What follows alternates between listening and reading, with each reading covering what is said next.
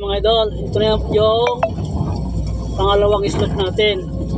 Ayan yung berm natin. Pinatalihan ko yan, oh. Yan mga idol, ganyan. Lagyan nyo ng tali. 50 lang yan, 50 lang, 50 cm lang yung berm natin, yung benching.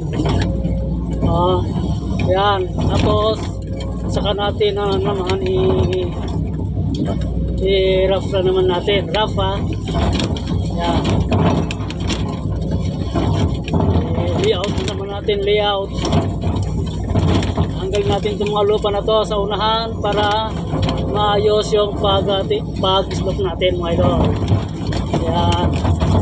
Ganyan ang gawin nyo, mga idol. Saka natin, pisahan natin ulit kung ano natin ma-layout. Saka natin i-slope. Yan lang, pag-layout, mga idol. Kahit single tot lang, pwede. Paside mga idol, pwede, walang problema yan. Basta makontrol lang ng kamay, ha, mga idol. Yan, oh. Yan. Magmumukhang slope na siya pag nililayout ninyo, mga idol, para pag slope natin kunting bawas na lang, diba? Tapos itong mga lupa na to, may harapan natin, itong gawin natin greenway, papantayin natin yan, mga idol, para pantay mamaya yung ating pag-slope. Ganyan ang gawin ninyo, mga nag-umpisa pa lang. Yan, i-layout ninyo. Yan, ito yung pangalawang slope na ito, mga idol, ha. Yun ang berm, oh. Yun ang berm. Ang berm yan, pitching ay lang 50 cm, kalahating metro. Yan lang ang nakadesign sa ating trabaho. Siyempre hindi naman ito access lang, kaya ganyan. Yan, layout muna, layout, peras muna, ras. Tawag ito, gas.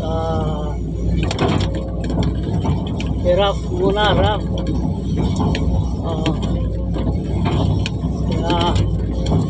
Saka natin i-final slope pag maayos na itong ating greenway. Itong mga lupa na to, ito magiging tungtungan natin, pantay natin, mga idol, para maayos. Yan. Pantay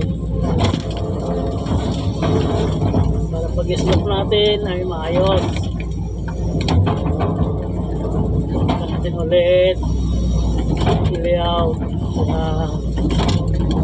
Yan lang, mga idol, madali lang naman ang pag-slope. Basta masundan lang ninyo, mga idol, sundan lang. Okay. Number 1, ito ang greenway. Hindi pwedeng mag-slope na tagilid. Hindi nyo mapapantay yung slope ninyo. Liliko-liko pa yan, mga idol, pag nakatagilid kayo.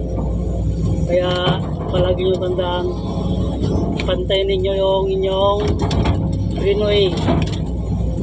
Ito, yung tungtungan ng ating equipment. Wala, ganyan ang pagpantay. Dali lang, idol. Saka natin i-slope yan ulit. Ang yan, 7 meters na yan, mga idol, ha, slope.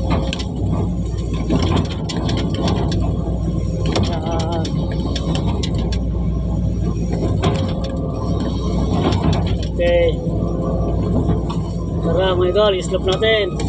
Maayos na yung greenway natin.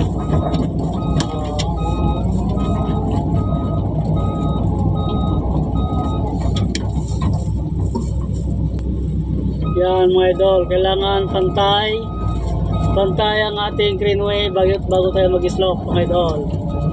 Yan. At kailangan naka-layout na rin yung ating slope. Ayan, mga idol, ganyan. Yan lang ang gawin ninyo mga idol pag bago mag-slope. Pantay yung inyong greenway. Oh. Saka tayo ngayon mag-slope.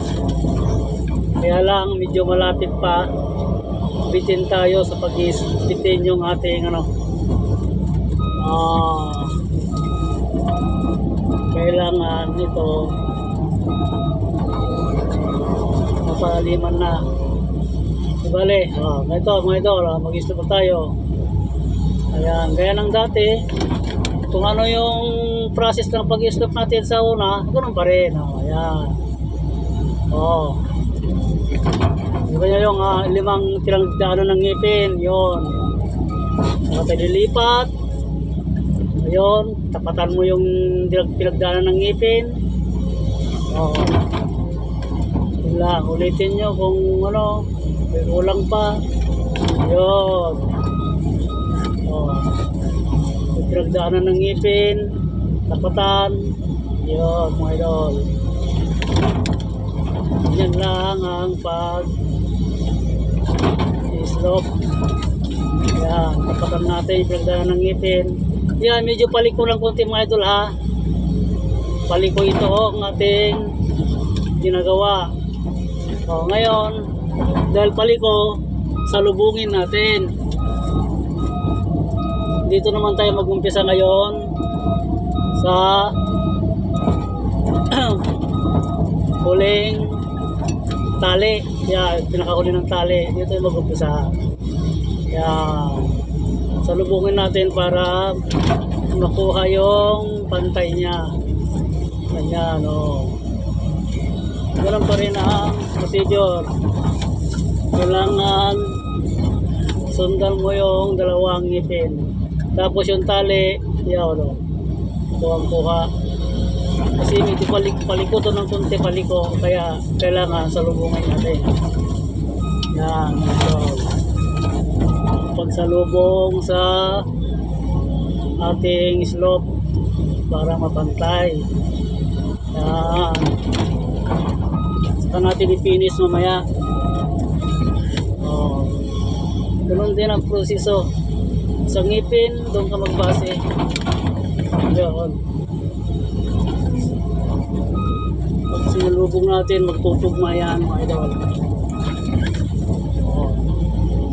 Medyo tagilid yung ating pwesto, lumalig yung ating Pag ganon, dagdagan nyo yung lupa na tinutungtungan ninyo para maayos yung slope. Yan, isang malalim, dagdagan ninyo mga idol.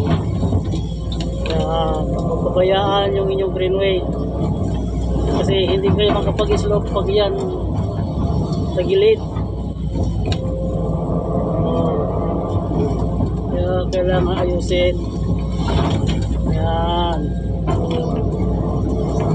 para maayos yung inyong pag i-slope mga idol. Tuloy natin mga idol. Salubungin natin. Basta tantabayanan lang niyo mga idol ang ginagawa ko sa mga nag-umpisa pa lang. Yan.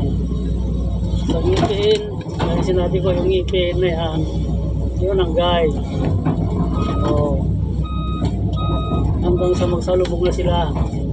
Paliko to mga idol ha, medyo paliko ng konti. Kaya dahan-dahan natin inililiko. Total, mayroon naman siyang guide, yung tali. Yun ang guide. Hindi mo maayos pag walang tali mga idol. Hindi mo makukuha yung tamang sukat. Kaya kailangan maglagay palagi ng tali. Panali yung tanda sa taas. Para parehas. Para makuha yung paikot niya, yung paliko niya. Yun ang basyan natin. Ganyan lang mga idol. Yun pa rin may guide.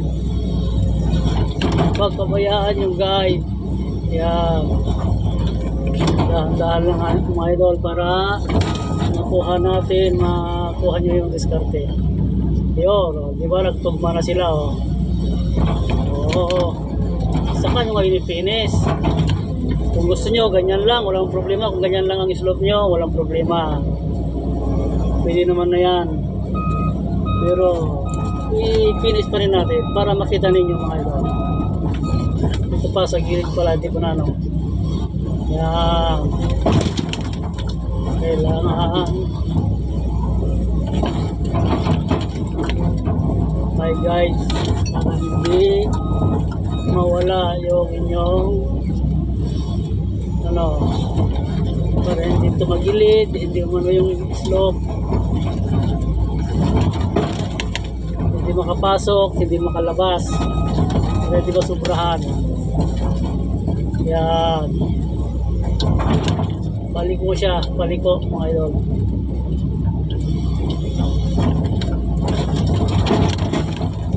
Okay, tapos ito malaki ito, makapalpang. Saan natin yan pag papunta na dyan sa ano naman yan, ipapahuli natin yan mga idol. Okay, saan tayo finish ngayon mga idol? Finish, ayan na, finishin ko na. Diba? Yan lang, yung mga pinagdaan, yung pagitan kanina ng ngipin, may bukol yan.